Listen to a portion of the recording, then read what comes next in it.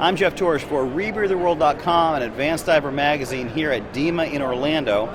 And I'm talking with Doug Marcoux from Liquivision. And I have to tell you, Doug, of all the things here, the Liquivision computer, I think, is just absolutely one of the neatest things going. Thank you. Doug, obviously one of the very exciting parts of the Liquivision X1 is the X-Link for CCR divers. Tell me a little bit about it. The X-Link for CCR divers is it's our live PO2 monitor. It supplies its own power source, and it's wired directly to the cells. It can monitor up to 3 O2 cells at a time. Additionally, we already have a fourth channel wired into it for the CO2 cell, which was recently released by InfoLogic.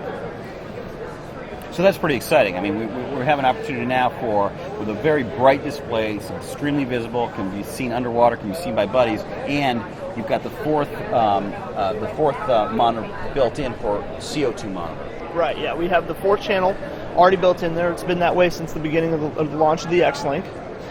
So we combine that with an extremely robust computer in a small size. We believe it's the most readable computer on the market, and has our unique patented tap interface combined with our new dual ceramic pressure sensor feature.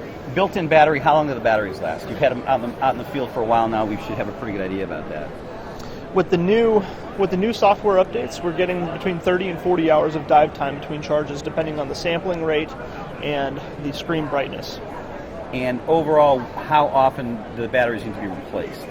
Batteries shouldn't need to be replaced more than every 10 years, according to the manufacturer. Obviously, we haven't been around 10 years, and I can be pretty certain in saying that within 10 years, we're going to have a new exciting product that probably has a battery that hasn't been developed yet. In the meantime, you'll have at least gone through 8 to 10 cell phones, so we're pretty confident on our battery's longevity. One of the really clever features of the Liquivision X1 is the built-in compass. Yes. What do you hear from people in the field about that? Do divers like that? Some people like it, some people can't stand it. The people who like it, they really love it. It's convenient, it's easy to read. It's nice to have your direction of travel, especially for surveying, have your direction, your bearing, your depth, and your time all shown at the same time in the ultra-readable format. Other people can't stand it, but they like having they prefer the regular SK7 style analog compass, but they like having a redundant compass in case their more traditional compass were to break or come off the pin or something. That's great. Anything exciting you can tell us that Liquivision's coming out with, or is it all a secret? Well, we're always trying to be on the cutting edge. As new companies are starting to introduce OLEDs, we're really excited for that because we believe OLED was the future of the market, and it's starting to come to fruition with that. We are looking towards new products. We're always open to new product ideas, so if you do have new product ideas, please submit them to us via our website. Got a brand new website, liquivision.com or liquivision.ca. We've got a great blog that we update frequently, lots of information, good pictures. Liquivision X1 uses a patented accelerometer technology with a tap interface. This eliminates the needs for buttons, and it also eliminates the introduction of failure points by those buttons. To navigate the menus, you can change from 3 or 5 taps on the top of the unit. You can also decrease or increase the sensitivity of the tap, so if you find yourself bumping it into a menu screen unintentionally, you can decrease the sensitivity until you find that sweet spot that works just for you. For instance, 3 taps on the top will put you into your menu screen, and if you want to tap down, you just move the cursor down. If you want to tap up, you move the cursor up. During your dive, if you wanted to, say, change the brightness of the screen because you're going into a cave or you're finding that it's too bright or maybe it's too dim and you want to add some light to it, you can go into the display screen and you can switch that to low, medium, or high.